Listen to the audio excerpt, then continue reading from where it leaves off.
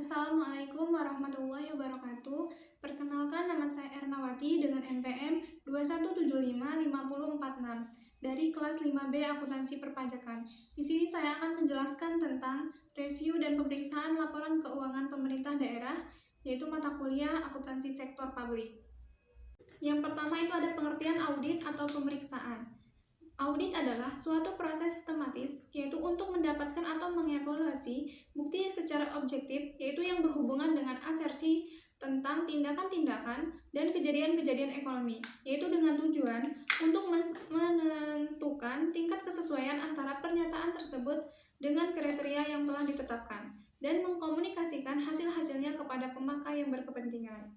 Kemudian selanjutnya itu ada jenis-jenis auditor berdasarkan organisasinya atau entitas, yang dimana berdasarkan pemberi kerja atau tempat auditor bekerja, auditor itu dapat diklasifikasikan menjadi, yaitu yang pertama ada akuntan publik atau external auditor, atau biasa disebut dengan independent auditor. Kemudian yang kedua ada pemeriksa internal atau internal auditor. Kemudian yang ketiga itu auditor pemerintah atau government auditor, yang dimana BPKP atau Badan Pemeriksa Keuangan dan Pembangunan, BPKP atau Badan Pemeriksa Keuangan atau Inspektorat di Departemen Pemerintah. Kemudian selanjutnya itu dasar-dasar pemeriksa keuangan, yang dimana dasar hukum pemeriksa keuangan antara lain yaitu meliputi yang pertama yaitu Undang-Undang Nomor 17 Tahun 2003 yaitu tentang keuangan negara. Kemudian Undang-Undang Nomor 1 Tahun 2004 itu tentang perbendaharaan negara. Kemudian yang ketiga yaitu Undang-Undang Nomor 15 Tahun 2004 yaitu tentang pemeriksaan, pengelolaan dan tanggung jawab keuangan negara. Kemudian selanjutnya itu Undang-Undang Nomor 15 Tahun 2016 yaitu tentang Badan Pemeriksa Keuangan. Kemudian selanjutnya itu ada pengertian pemeriksa keuangan negara, yaitu yang dimana pemeriksa keuangan negara itu adalah proses identifikasi masalah, analisis dan evaluasi yang dilakukan secara independen, objektif, dan profesional, yaitu berdasarkan standar pemeriksaan, yaitu untuk menilai kebenaran, kemudian kecermatan, kredibilitas, dan keandalan informasi mengenai pengelolaan dan tanggung jawab keuangan negara, yaitu terdapat di Undang-Undang Nomor 15 Tahun 2004, yaitu tentang pemeriksaan pengelolaan dan tanggung jawab keuangan negara. Untuk pemeriksaan keuangan negara itu terdapat di Undang-Undang Nomor 15 Tahun 2004, yaitu pasal 2 ayat 1, yang dimana pemeriksaan keuangan negara itu meliputi pemeriksaan atas pengelolaan keuangan negara dan pemeriksaan atas tanggung jawab keuangan negara.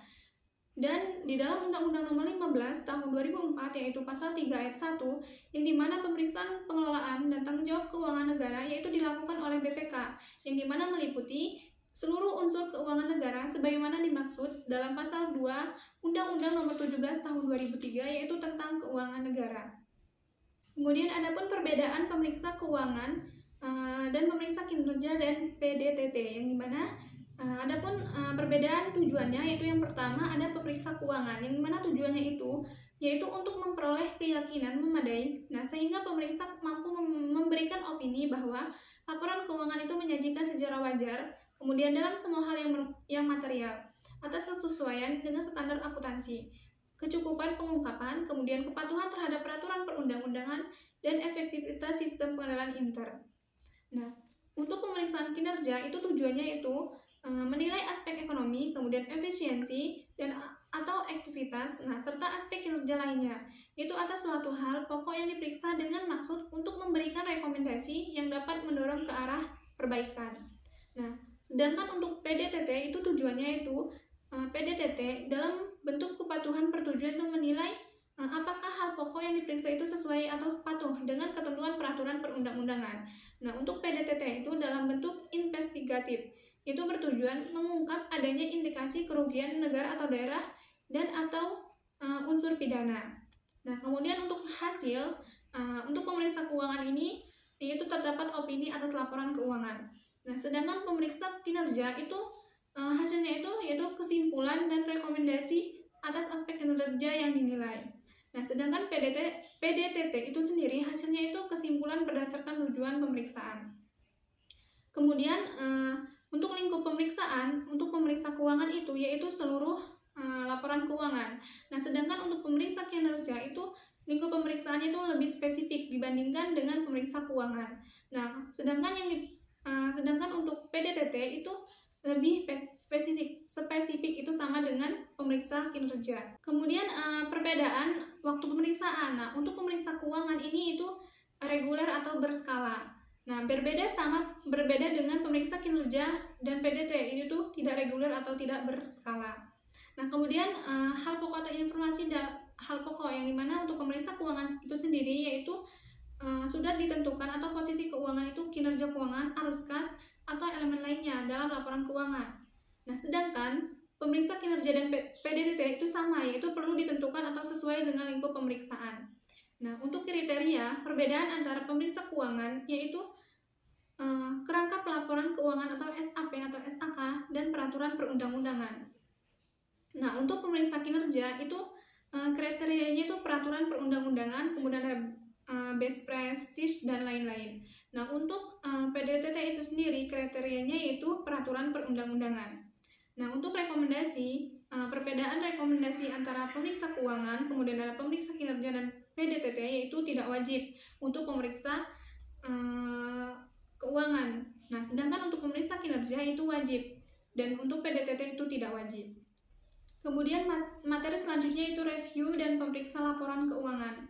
Yang dimana yang pertama itu ada tujuan review. Nah, untuk tujuan review laporan keuangan itu sendiri adalah untuk memberikan keyakinan terbatas bahwa laporan keuangan itu telah disusun berdasarkan SPI yang memadai dan disajikan sesuai dengan standar akuntansi pemerintahan. Nah, oleh karena itu, untuk review itu tidak mencakup suatu pengujian atas validasi substansi bukti atau dokumen sumbernya itu seperti perjanjian kontrak pengadaan barang atau jasa, kemudian ada bukti pembayaran atau kwitansi, kemudian ada serta berita secara fisik atas pengadaan barang atau jasa dan prosedur lainnya yang biasanya itu dilaksanakan dalam sebuah pemeriksaan. Kemudian yang kedua itu ada perbedaan review dan pemeriksaan. Berbeda dengan pemeriksaan, review itu tidak mencakup pengujian terhadap SPI. Nah, catatan akuntansi dan pengujian atas respon terhadap pemerintah keterangan melalui perolehan bukti, kemudian serta prosedur lainnya, yaitu seperti yang dilaksanakan dalam suatu pemeriksaan. Sebagai contoh, yaitu dalam hal pengadaan barang modal yang nilainya material. Nah, proses review itu hanya meyakinkan bahwa pengadaan barang itu telah dicatat dalam aset tetap. Nah, sedang dalam pemeriksaan harus dilakukan pengujian bahwa prosedur pengadaan barang tersebut itu telah dilakukan yaitu sesuai dengan ketentuan yang berlaku. Kemudian selanjutnya itu adapun tujuan pemeriksa keuangan, yang dimana pemeriksa keuangan itu adalah pemeriksaan yang bertujuan untuk memberikan keyakinan yang memadai atau reasonable assurance, yaitu apakah laporan keuangan itu telah disajikan secara wajar dalam semua hal yang material, sesuai dengan prinsip akuntansi yang berlaku umum di Indonesia atau basis akuntansi komprehensif selain prinsip akuntansi yang berlaku umum di Indonesia. Kemudian selanjutnya itu standar pemeriksa keuangan. Untuk standar pemeriksa keuangan negara yaitu berdasarkan peraturan BPK itu nomor 1 tahun 2017 yaitu tentang SPKN, di mana lampiran peraturannya itu berisi tentang kerangka konseptual, kemudian ada PSP 100 yaitu tentang standar umum, kemudian PSPN 200 yaitu tentang standar pelaksanaan, kemudian yang ketiga itu PSP 300 yaitu tentang standar pelaporan.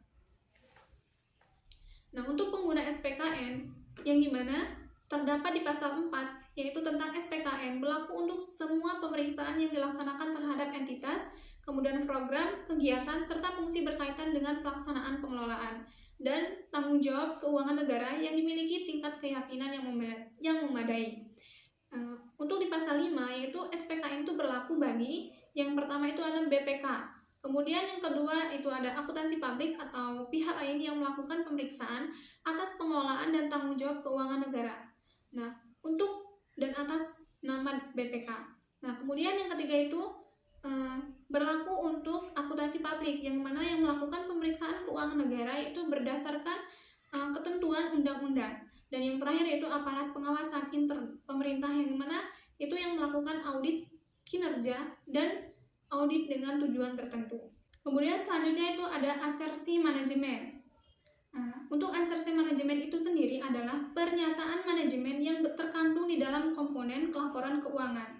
Nah, pernyataan tersebut itu dapat bersifat implisit ataupun eksplisit, yang dimana asersi manajemen itu meliputi yang pertama itu ada keberadaan dan keterjadian, kemudian ada kelengkapan, kemudian ada hak dan kewajiban, yang kemudian ada penilaian dan pengalokasian, dan yang terakhir itu ada penyajian dan pengungkapan. Kemudian ada pun penjelasan asersi manajemen, yang dimana asersi atau keberadaan dan keterjadian itu berhubungan dengan aspek, yang dimana apakah aset atau kewajiban dan ekuitas yaitu tercantum dalam neraca dan catatan atas laporan keuangan atau CALK itu memang benar ada atau exit atau pertanggal neraca.